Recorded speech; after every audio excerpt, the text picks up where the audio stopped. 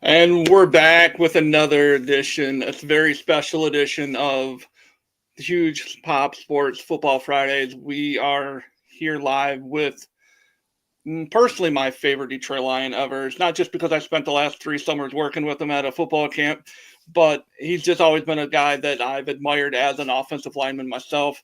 He is the great Lomas Brown. Thank you for joining us today.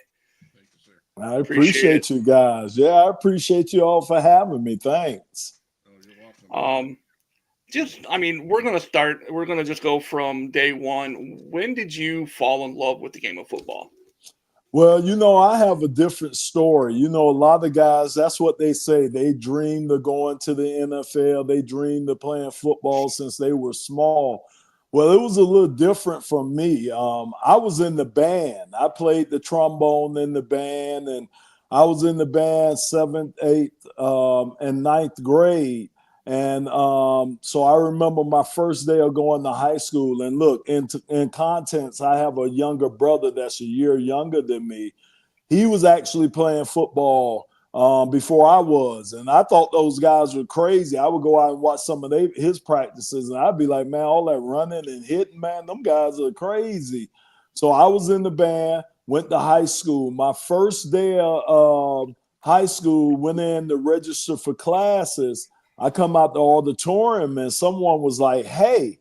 So I turned around and not knowing, but that was the principal of the high school. So I went over to him. He asked me, he said, did you sign up for varsity sports? And I was like, no. So he grabbed me by the arm and he took me back in the auditorium and he signed me up for varsity sports. And I had to find out it was the last class of the day. And I was always the type of kid that I really didn't like to disappoint people. I would do things even if I didn't want to do it. And come to find out that he had signed me up for football. That's what varsity sports was. It was football. So he signed me up for it. So I didn't want to let him down. So I went out there and I went out there. And as they say, the rest was history. That was kind of how my football career started. And his name was Alex Bromere, and he has since passed. But every time I would go back to my high school to visit, I would thank him for what he did, because if he wouldn't have grabbed me and took me in there and signed me up for varsity sports, I wouldn't have never played football, and I probably wouldn't be on this podcast with you guys. So I use that as a lesson when I talk to kids. Like I always tell kids, you never know what shape, form, how your opportunity is going to come to you. So don't be so fast to turn down, opportunities when you get them. And I'm thankful that I took advantage of that opportunity that Alex Bromere gave me. What high school was that, sir? Miami Springs Senior High School, the Golden Hawks, baby. We were good, too. We were good back in the day. I'm telling you, man, we had guys that went to major schools like Illinois. We had guys who went to the University of University of Miami. I went to the University of Florida. We had guys went to Nebraska. We had guys go all Pittsburgh. We had them go all over the country back at our time. And don't forget, if you ever watched that 30 for 30, the U, when Howard Snellenberger got down there and really started recruiting, that was my area of town he started recruiting in, because before Snellenberger got down there, University of Miami wouldn't even come to our neighborhoods to recruit players out of our neighborhoods. Howard Snellenberger got that changed around, and that's when University of Miami started taking off the way that they did. That's awesome. Yeah.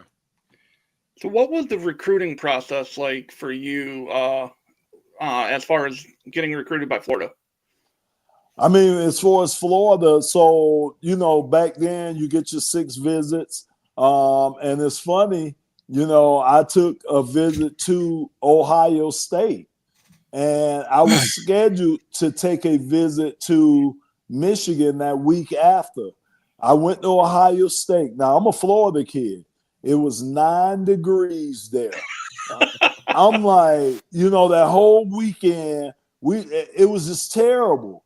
So before I left Ohio State, I called Bubba Parrish, who was supposed to host me next week at the University of Michigan, and I told him I wasn't coming.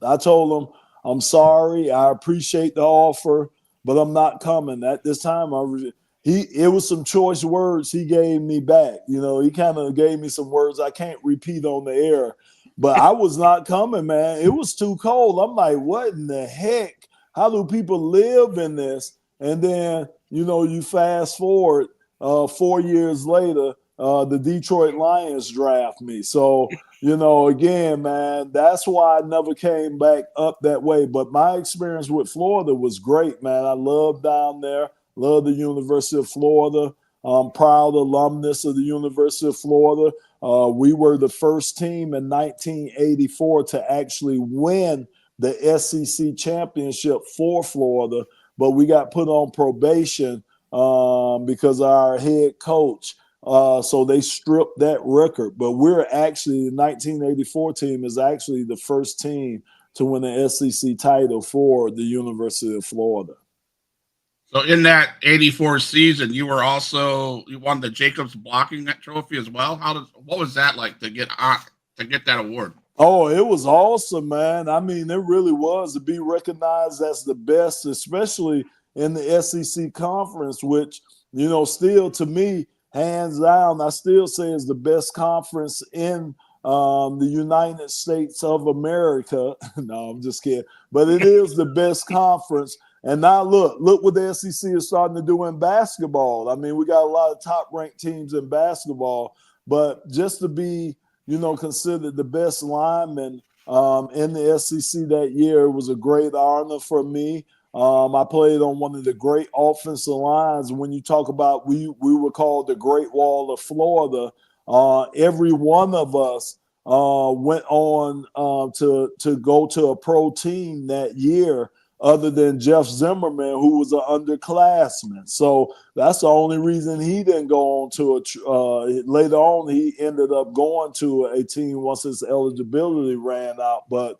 yeah, we had a great team. We were known as the Great Wall of Florida. Those guys helped me get the recognition that I got my senior year. And I was happy that, I ended up where I did, getting drafted by the Lions. So on draft day, take us through that. Like what when you, and the main question is, what was your thoughts getting that phone call from the Detroit Lions, be like, hey, we're taking you? So again, mine was strange. It wasn't like everybody else's you see. So believe it, I never heard from the Lions. Never. I didn't hear from the Lions until 2 picks before they drafted me. They never worked me out. They never called my agent. Just no inclination that that the Lions were ever on the radar. Cleveland, Philadelphia, Green Bay for a while. It was a couple of other teams that I thought I was going to end up at. Never could you have told me Detroit Lions. So, like I said, 2 picks before they drafted me, Coach Rogers, Darryl Rogers, got on the phone and he was like, hey, Darryl Rogers, Detroit Lions head coach, he said, if this happens and this happens, we're going to draft you. And they got off the phone. And I'm like, wow.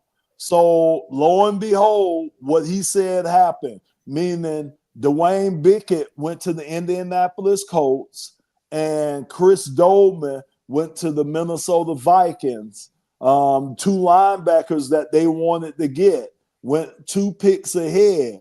And I was there at the 6th pick. And lo and behold, the Lions drafted me.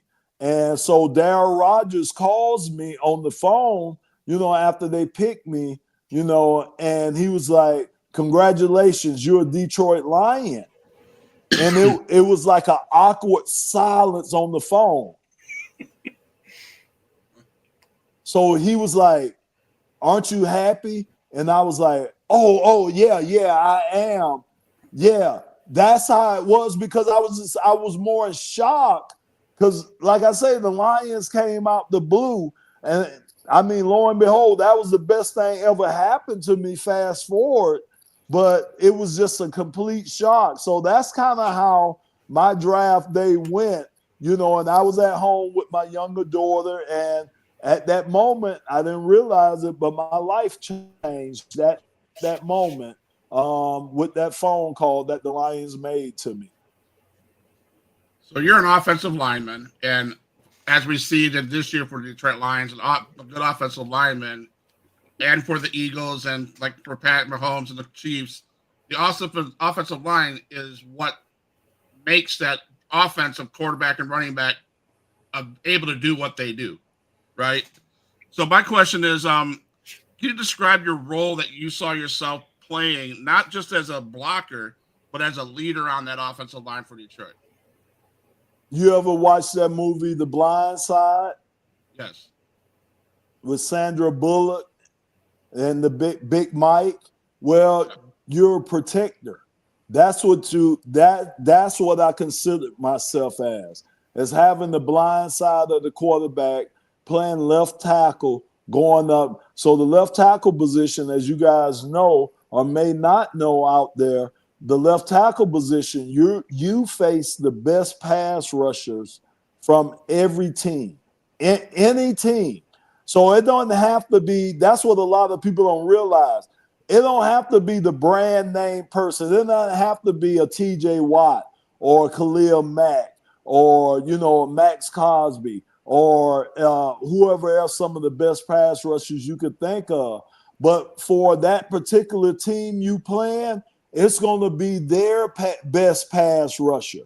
So you're getting the best of the best every time you line up, regardless of, like I say, whether it's a big name, household name, or it's somebody you don't know, because he's playing that left end position. I'm sorry, that right end position over the left tackle. So that's your responsibility, is to keep your quarterback blind side clean. And you take that to heart when you play that position. You feel like you're a protector. And even after my playing days, you kind of develop that habit as being a protector, or that's kind of in your DNA. After playing that role so long, you just continue that role even after you're done playing. And that's what I felt like back then.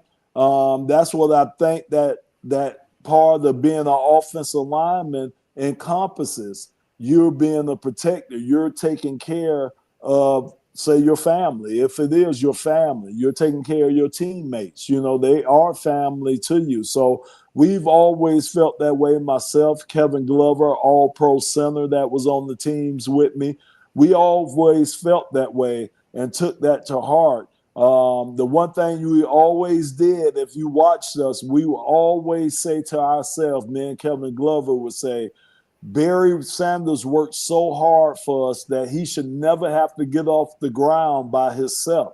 So we took it upon ourselves after every play, after every Barry's run, the hustle to where he was to help him up off the pile. One, because, that guys do things to you under that pile, so again, being that protector. But two, this man worked so hard for us, the least we could do is run downfield and make sure we help him up. So, those were just little things that kind of go through your mind that you take to heart playing that position. So tell us a little bit. The one coach that I remember the most during your days was Wayne Fontes. What was it like playing for Coach Fonts, and like, do you have any memorable stories with him specifically? I mean, Coach it was almost like with a teammate, you know. I mean, Coach was great to play with. He played for. I'm sorry. It was really a pleasure. I mean, he cared about the guys, and the one thing I could say about Coach Fonts is that he had the pulse of the team. He knew the pulse of the team, and that's so important for a coach to know the pulse of his team. And what I mean by that, you know, he knew the guys that he could go to when he needed to get things clarified in the locker room. He had a committee of guys. It was myself. See, that was the one thing we were blessed with too under coach, is that we had great leadership too. If you think about it, I was in the locker room with Chris Spielman, Jerry Ball, you know, Benny Blades. Of course, Barry Sanders, but Barry was a quiet leader. Barry didn't say much. Barry led with what he did out there on the field. You talk about a lot of the other guys, you know, the great Herman Moore. We had some great guys that we were in the locker room with who we took leadership upon. And that's what you have to have. You have to have those leaders in the locker room, because you know you're going to have up and downs throughout the season. Well, you have to have those guys that can keep everybody kind of calm, you know, kind of keep them going that kind of steady, and, you know, kind of steady things out when you're going to face some rocky times, which you do. But Wayne was great to play for. Like I say, he gave us a lot of leeway. The thing about Wayne is, I'm telling you, Wayne should have been a player, because Wayne thought he was big as the players. Wayne was Hollywood. So that's the one thing you're going to get with Wayne. He's going to give you some Hollywood. I remember once after a game, after the game down in Tampa, because that's where Wayne was, and that's where he spent a lot of time at with the Tampa Bay Buccaneers. Wayne, you know, claimed how huge he was down there. Well, Wayne made the bus. This after the game. We supposed to be going to the airport, and the airport's not that far from the stadium. Wayne made the bus driver take a detour going to the airport so we could go down this one road that had his billboard up on it. And you better believe when we passed by his billboard, he made sure everybody on the bus knew that was him up there. You see, fellas, I'm big time. There you go right there. There's your coach right there up on the billboard. So that was Wayne. That was Wayne's attitude about everything and stuff. So Wayne was big time. He was big as some players. Like I say, he should have been a player because he was a great guy. He was a great guy to play for. Still keep up with Wayne. Talked to him probably maybe like a month ago. He's enjoying life down there in Florida. So it was great playing under Coach Fonts. So I guess refresh my memory. Did you play alongside of Billy Sims as well? No, I missed Billy by 1 year. He got hurt in 84. They drafted me in 85. I missed him by one. I always say it would have been my pleasure to block for both 20s. Come on, man. There's not many people could have put that on their resume. So that was something that it's two things I regret that. And then I also regret I missed Barry's 2000 season. I wasn't part of the O-line on that 2000 when he got 2,000 yards. Those are kind of like the two things I kind of regret I didn't get to do as a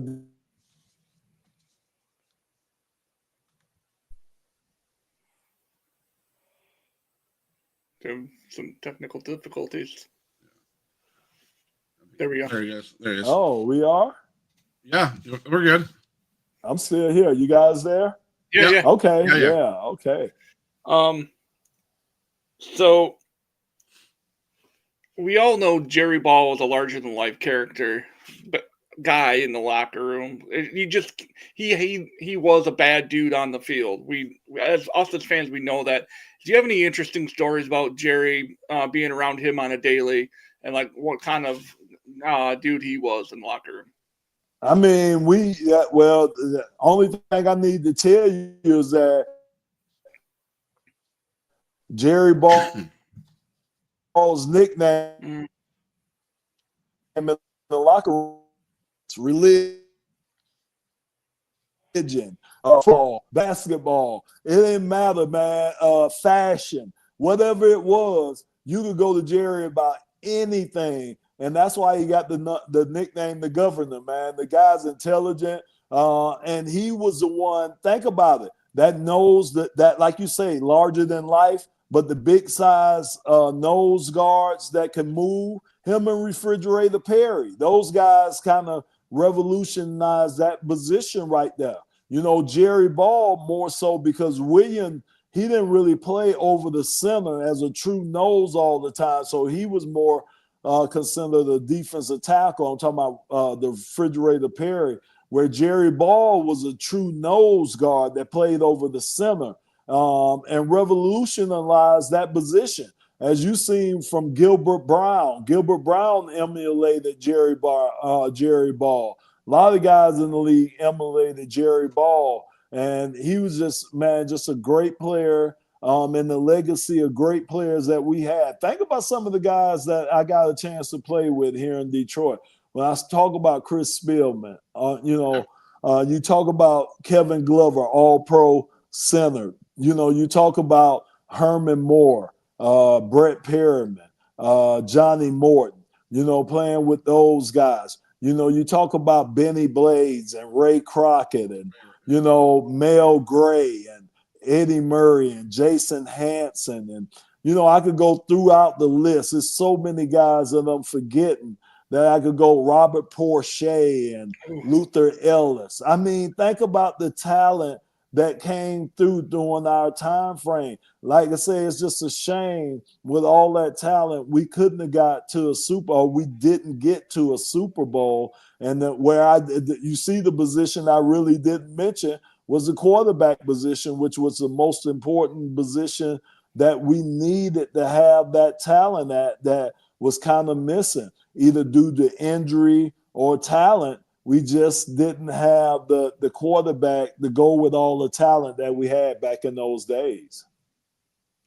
So my next question, you bring up the playoff, that playoff run that you guys had in '91, losing on the road to the Redskins, well, the Commanders now. What was that playoff run like?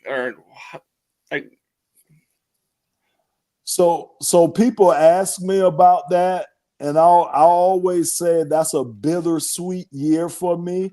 And the reason why 1991 is because it's bitter, because if you remember that year, that's when we lost Mike Utley. Mike Utley got paralyzed during the game versus the Rams. And he gave us that thumbs up. Remember when they was wheeling him off the Silverdome field? He gave us a thumbs up gesture, and we took that the rest of the year, to have the best season up until these last couple of years with the Lions.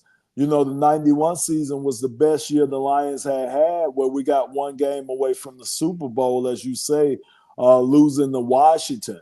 It was a great year. We beat a lot of good teams. We spanked Dallas in the playoff game when they came to the Silverdome to get to that next round, which was probably the loudest. I know, not probably. It was, number one, the loudest game that I was ever at, that I participated in, was that game, and probably ever attended was that game. It was so loud. You couldn't talk to the person next to you.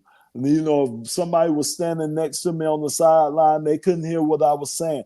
That's how loud the Silverdome was, packed to the max, and we beat a Dallas Cowboys team that everybody, John Madden, everybody had us going this way. They had us going that way at that time, and they had Dallas going that way at that time.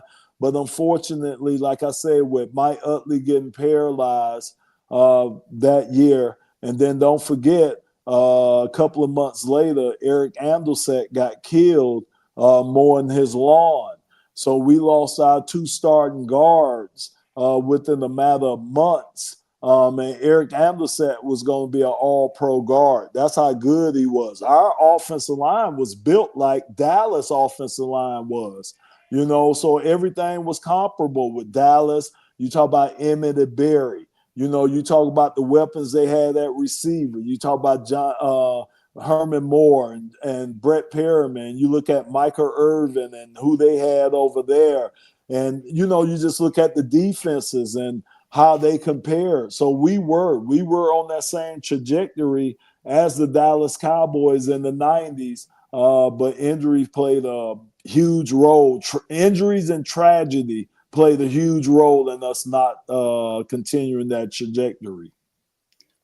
And this is just me as a fan. I saw a lot of the same stuff this year as like you just comparing this year's team to your team. It was almost the same. Aiden Hutchinson gets hurt. It's just a continuous injury riddled season. I really compare the two teams. Yours and this year's team was almost identical. Man, you know what? I have to look at it the other way. I've never seen anything like what the Lions went through this year. I'm serious. Even what we went through, I've never seen where you lose 18, 17, 18 guys to IR, 13 on the defensive side of the ball alone.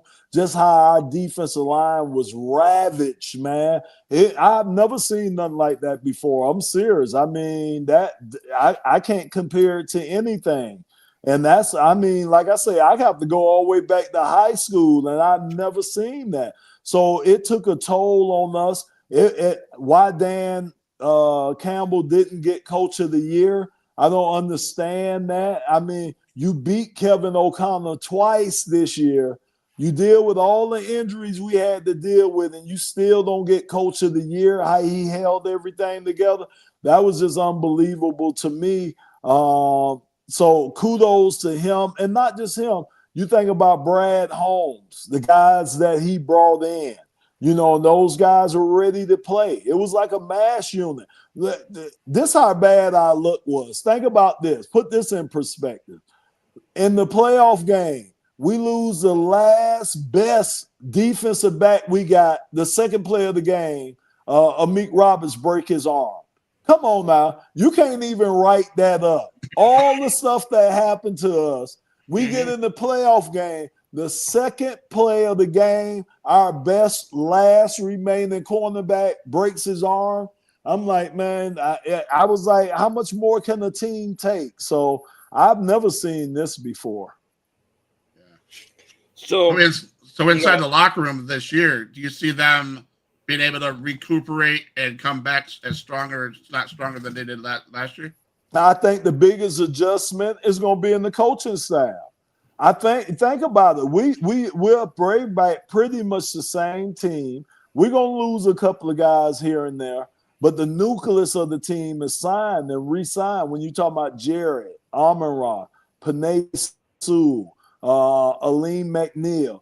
You still got Alex Anzalone on the contract. You got Jack Campbell on the contract. You got to get Kirby Joseph re-signed, so you make sure you prioritize that. But you still got Brian Branch under his rookie contract. You look on the offensive side of the ball, pretty much they got Taylor Decker signed. You know, Frank Ragnow is back. You got some young guys that you probably can replace Kevin Zeitler with if that's what you want to do. That, you know, with Kristen Mahogany and some of the young guys behind them. You got Jarrett signed. You re-signed Knuckles and David Montgomery. You got Jahmyr Gibbs under his rookie contract. I mean, I think you have to bring Tim Patrick back.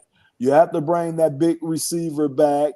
Yeah, I mean, you're pretty much going to bring back the same team. To me, it's going to be the coaching staff, their philosophies that they bring in. I'm talking about Calvin Shepard, and I'm talking about John Morton, the new offensive coordinator.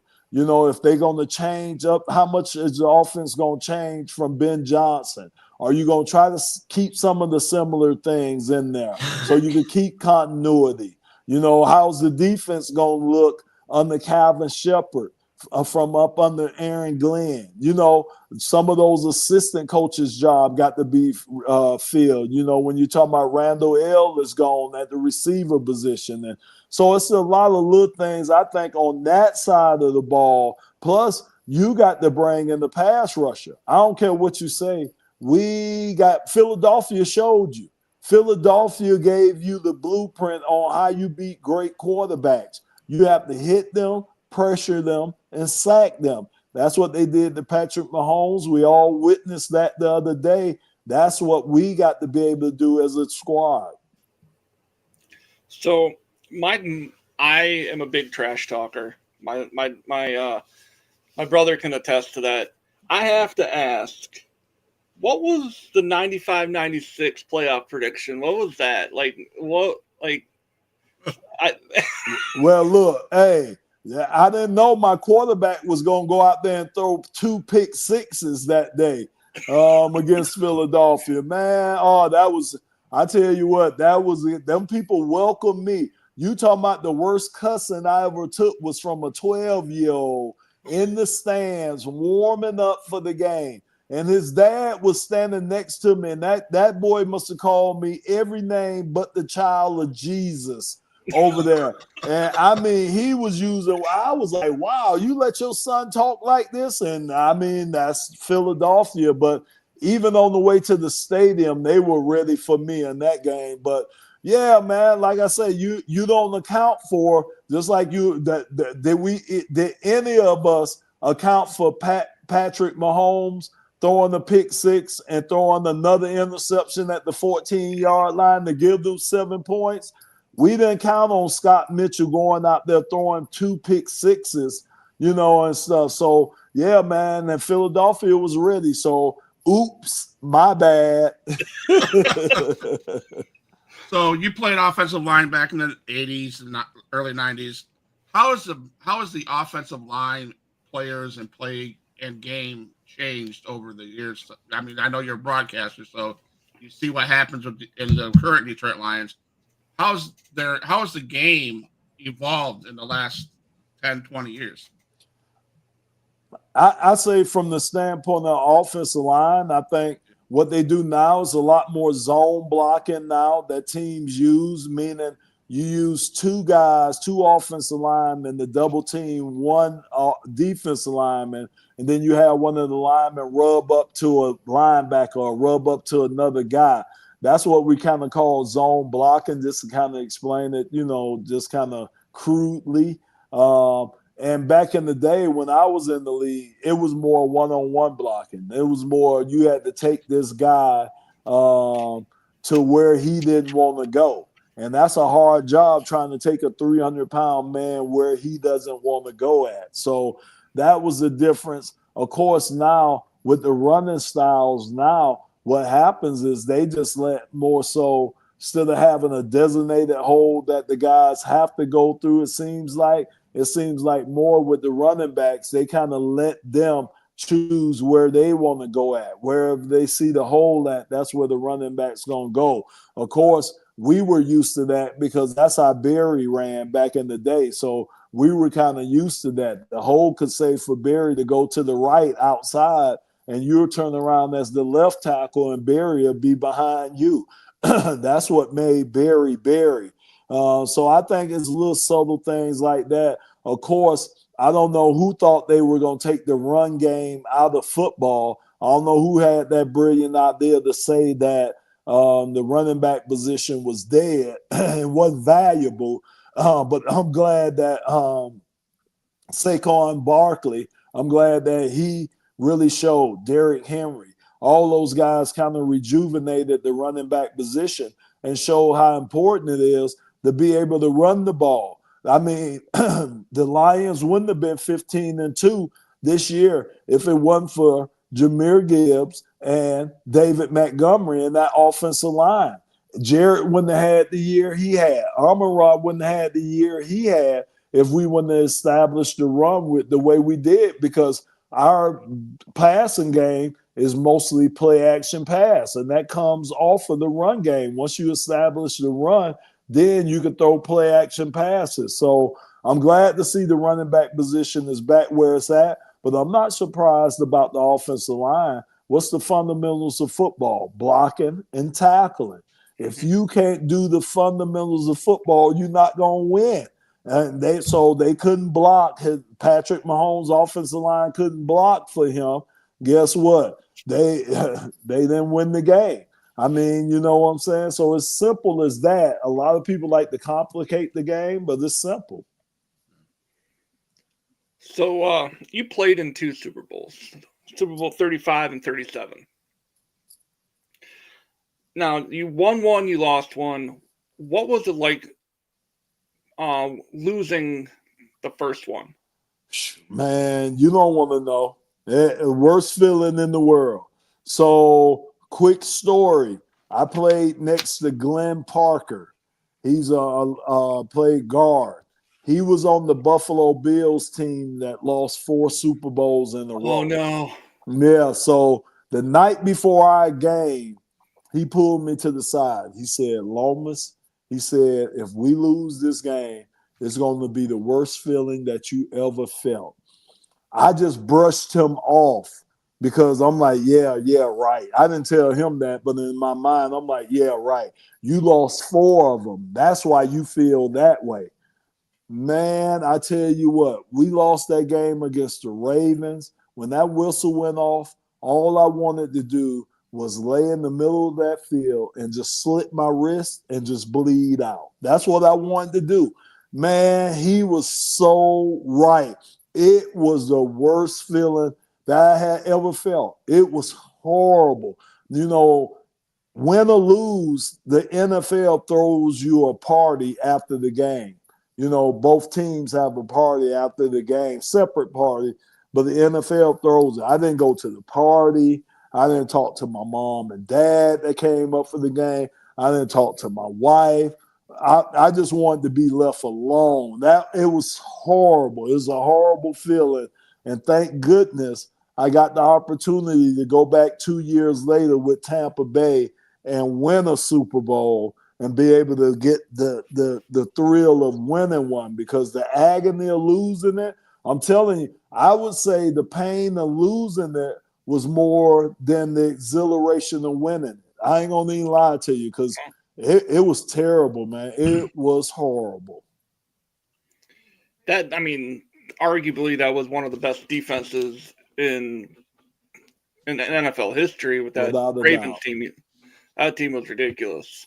So I'm gonna tell you the best defense in the NFL, best 85 Chicago Bears. Oh, yeah. I don't care what nobody say. That's when I came in the league in 1985. I had to go against them twice that year, my rookie year, and I was responsible for blocking Richard Dent. When you look up and you see Richard Dent, you see Wilbur Marshall, you see Mike Singletary, you see Refrigerator Perry, you see McMichaels, you see Dan Hampton, you see Dave Durison, you see Plank, you see all these Hall of Famers, Richardson, you see all these Hall of Famers out there. You see Buddy Ryan and Mike Dick on the sideline. Tell me if that ain't intimidating. And by the way, Walter Payton standing over there next to him. Tell me how intimidated you are as a rookie coming in the league when you come in against stuff like that, man. That's what I'm saying, man. The league, man, it's not just all physical. I'd say the majority of the league is mental. Because there's a lot of mental things you have to be able to, think about that, man. The first time my rookie year, we played Dallas. Oh, my God, the star on the side of that helmet in real life, seeing it for the first time, man, it looked like the biggest star I ever seen in my life. But that was Dallas. It was like, wow, I'm going to get ready to go against Randy White, Ed Too Tall Jones over there. You know what I'm saying? You talking about just legendary names, Roger Staubach and all the legendary names of the game, man. And that's something, like I say, you have to kind of get over that too when you get in the NFL. So who was your toughest defensive guy you up against? Oh, it's easy. It's 3 guys. Lawrence Taylor, in this order: Lawrence Taylor, Richard Dent, Chris Dolman. I'll say Bruce Smith is probably number 4, Derek Thomas, those guys. Remember, like I told you, you play left tackle, you get the best of the best. I mean, every week I was facing a Hall of Famer, soon to be Hall of Famer. You never catch a break at that left tackle position because, like I said, you're going to get the best of the best. And Lawrence Taylor, the reason why he was the best, you all know why. But I'm going to tell you, the guy not only physically drains you, but mentally. That week of getting prepared for him, oh, my God. I mean, you talking about nerve-wracking. You just watch film on Lawrence Taylor. You just can't see him destroying people. And then you hear, you remember some of those old videos where we got to get at him like a bunch of mad dogs and him breaking Joe Theismann's leg. And all this is just going through your mind about, oh my God, I got to block this dude here. I mean, just the aura that came with Lawrence Taylor. Come to find out, I remember the first time I played him, and one of the guys that went to the University of Florida, he was one of the producers on the NFL Today show. So I'm going out for warm-up before our game, and he sees me. He comes over to me, and he just starts explaining to me. He said, Lomas, he says, back in the day, they had 6 LT cameras, 6 cameras that were just pointed on LT. So guess what that means? Those 6 cameras was damn near pointed on me because I had to go up against LT. So, I mean, think about that. This man has 6 cameras. This back in the 90s, late 80s. The 80s. He had 6 cameras dedicated just to him alone and everything. So just the aura that came with Lawrence Taylor is why he's number 1 on that list. Richard Dent, I played against him, and we all know he's a Hall of Famer, what he did on the Bears team, and the great late Chris Dolman, who was a Hall of Famer too. And the reason why Chris is on there, man, I had to play against him 22 times. I played against him more than anybody, man. So you go up against a guy that many times, he knows any and every move that you had. So, that's just part of the guys that I had to go up against and how I rank them.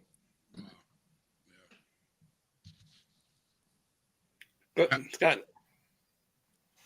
So, who was your favorite teammate during your professional football career all around? And Kevin Glover. Kevin Glover probably was still one of my best friends. Just so happened the great center. He played 13 years here for the Lions, played 15 total in the NFL.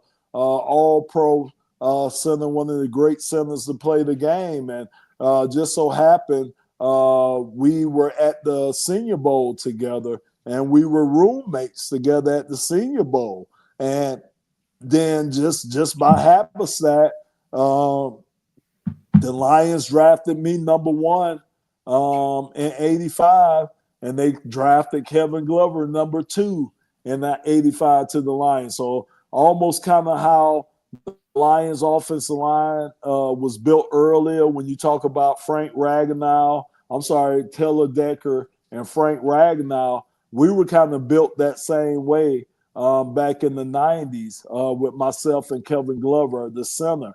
We ended up rooming at the Senior Bowl, and we ended up rooming together 11 years with the Lions.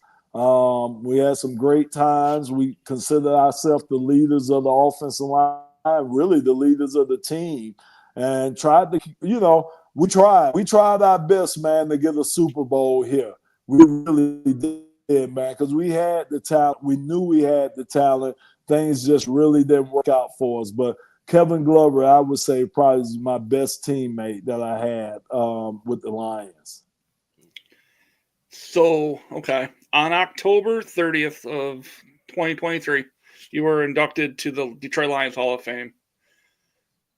What was that day like, and what does it mean to you to be put in with the greats? The day was awesome. I mean, it was awesome. Of course, I found out in August with the surprise video that they did for me during one of the preseason games. Rod Wood came up and he surprised me with the announcement that I was going in. So it was kind of building. Like I said, I found out in August. The ceremony wasn't until October.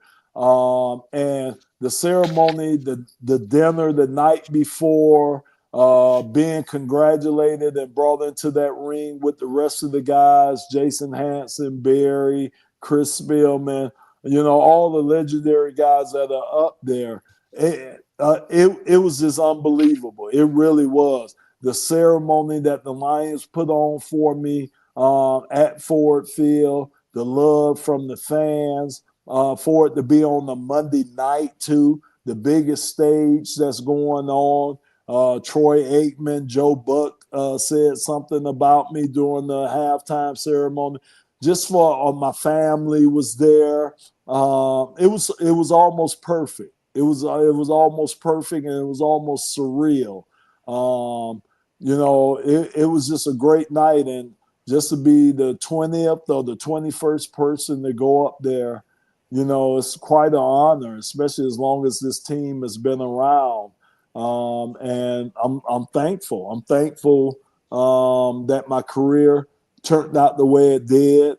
I'm thankful that I got that call from Darryl Rogers that I told you guys that I never expected to get, because it just changed. I would have never thought when he called me, the only thing I knew about Detroit back in 1985 was A, it was cold up there, and B, they made cars, and C, unfortunately, back then they were the murder capital of the nation back then, and those are only three things I knew about Detroit. So I was intimidated when I got here. Being from Miami, of course, the weather intimidated me, but just the environment. But man, I'm telling you, man, it was the best thing that ever happened to me, man. It's the best community to be in. All my family's here now. I'll never go back. I'm not planning on going back to Florida. I consider myself a Michigander now because I love it here. My roots are set here, man. Never thought I would have said that, especially after my first 2 years, because my first 2 years, 85 and 86, I couldn't wait for the season to end, man. As soon as the season ended, I was on the first thing smoking up out of here. Are you kidding me?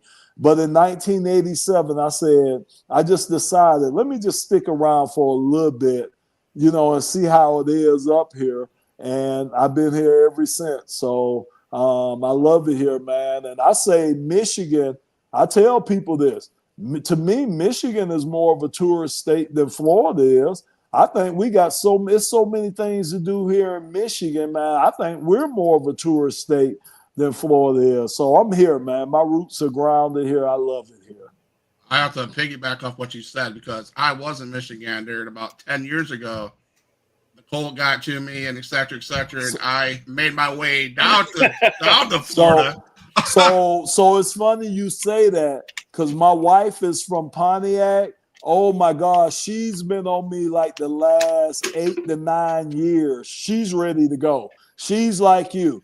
She can't stand the cold. She's ready to go. So I've been getting pressure. And believe me, the pressure's been on me to go back down south, because she's ready to go. But I love it up here, man. I do. I really do. So I might have to compromise and maybe get something down there in Florida so she can go down there and rest the bones.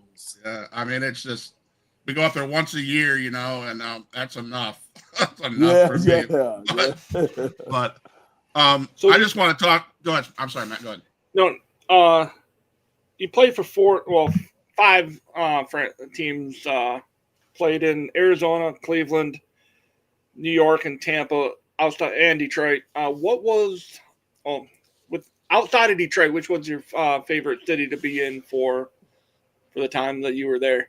Well, I'd probably say New York, because, when you win in New York, oh my goodness, man, I had the time of my life those 2 years.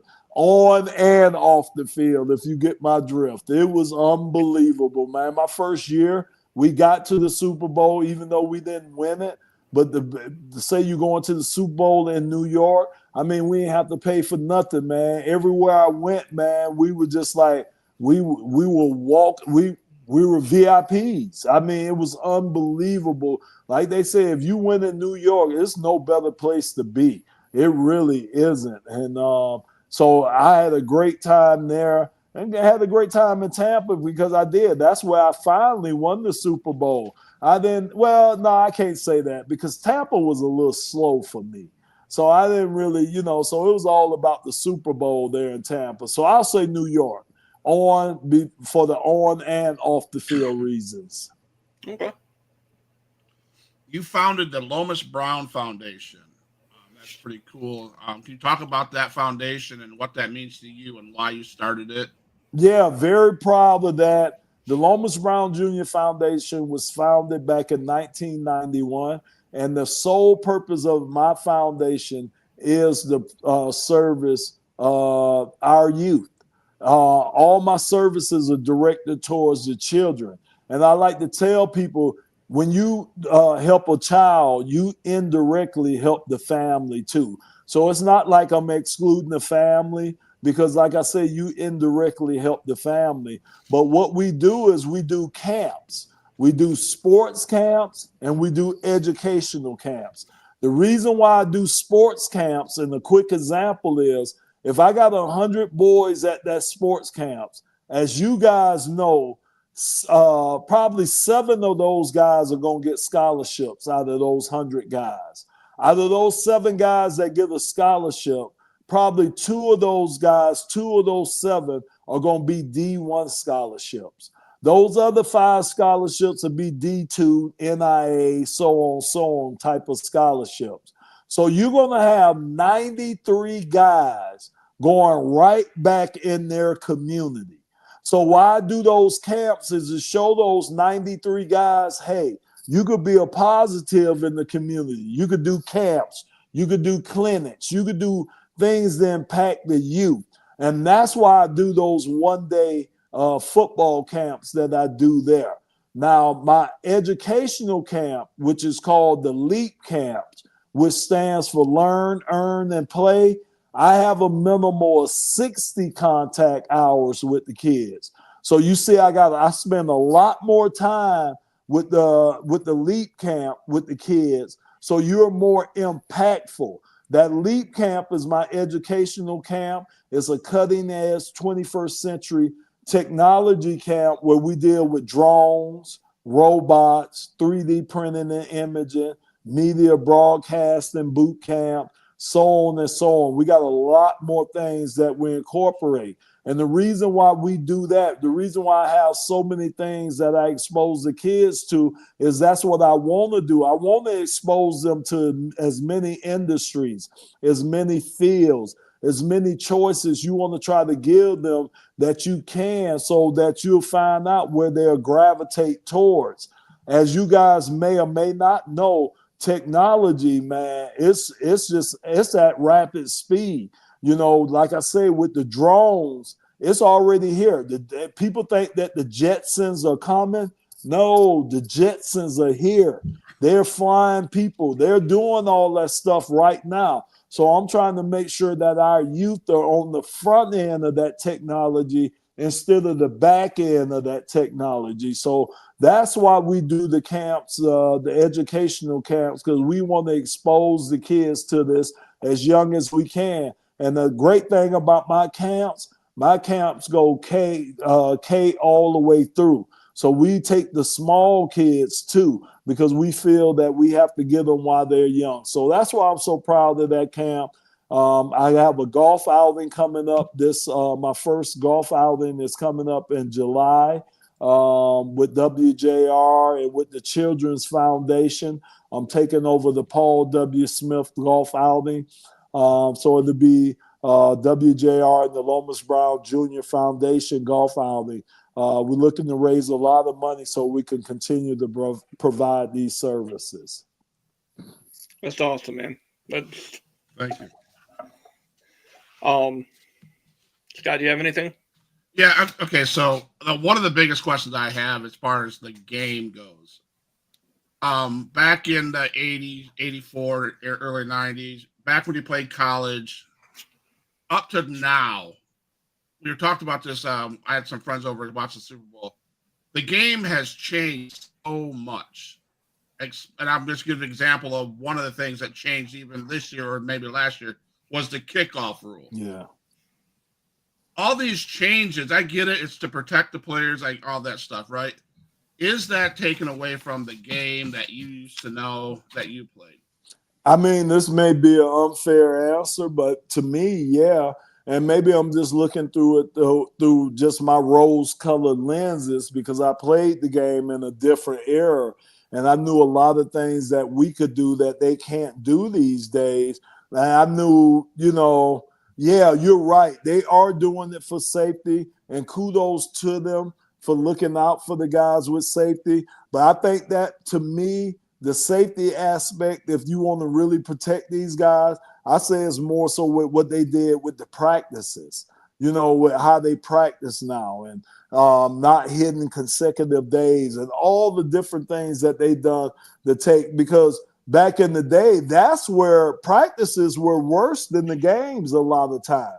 And so you're going at it in practice. So if you think a practice is worse than the game, think about some of the injuries you sustained in practice, the concussions, just all the things that go along with this. So, yeah, like I say, maybe I'm looking at it through the wrong color lenses. And then maybe I look at it as being a little bit of a double standard, too, when you talk about that.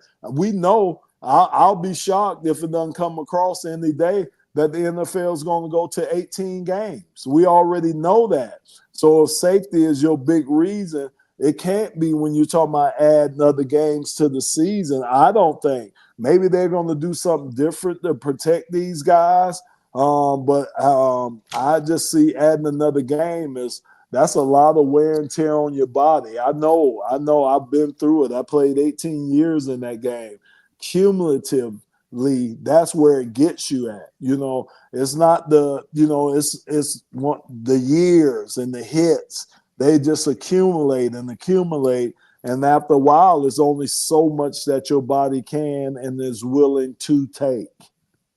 I asked that question only because the topic was, if they're going to do that in the NFL, at least they should do those changes in college game too, because now these college kids are coming to the NFL. They're like, whoa, wait a second, these rules are changed, and that just, to me as a fan looking in, you would think that everybody would be on the same page, not just come to the NFL and let's take away this and this and this. Yeah, I mean, I think even if you go back to both toes being in college, you know what I'm saying? Having to get both feet in for a completed pass. And yeah, you're right. I think it should simulate what you do in the NFL. I agree. My last question, and then we'll wrap it up. I coached youth football for the last 6 years with my son. What is your message to send to the young kids that are coming through? Like, what's the main message that you would make sure that they get through through the game of football? So, I mean, to me, and this is what I tell all the moms when I talk to moms who's kind of on the fence of letting their son/daughter. Now, we just can't say sons, right? Because girls are participating in football just as much as guys are. Flag football, as we know, is going to be huge. So there's an opportunity for girls, and I'm glad girls are getting involved in it. So when I talk to a mom, when you talk about tackle football, when I talk to her about her son doing that, I tell the mom, you get so much more out the game than the rip. So first of all, I tell her the equipment, so much better than what we had. The rules, like we just talked about, the way they teach the game, the fundamentals of how they teach it now is so different than how we were. So I say right now, I tell a mom, I think football is in the safest place it's ever been. right now at this time. So if you want your child to play, this is the safest time for them to play football. And you get so much out the game. Oh my gosh, man, you get leadership skills. You get resilience out the game. You know, I mean, it teaches you to overcome so many obstacles, and, you know, it teaches you how to endure so much and you come out on the win. It teaches you how to win too, teaches you humility. You know, this game it'll humble you. This game will. So it's just so many life lessons that come out of football. That's why I would tell Lamar the life lessons that he's going to learn go so far outweigh the risk of injury, you know, that you're thinking. So, yeah, man, that would be my message, man. This is the greatest game on earth, I think. It's a great game. I love the game. And hopefully, you know, next year we're in San Francisco watching our Lions compete in the Super Bowl. You know, had dreams of that this year, and they kind of got dashed.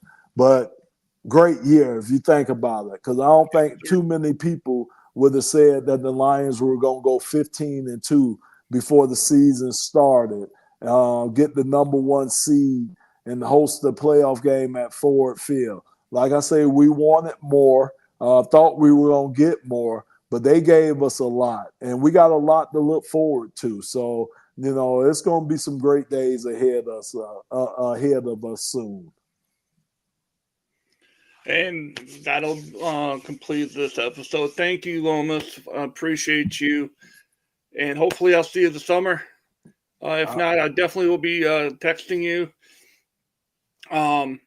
Thank you, everybody. And we'll see you next time. Thanks, Lomas. See ya.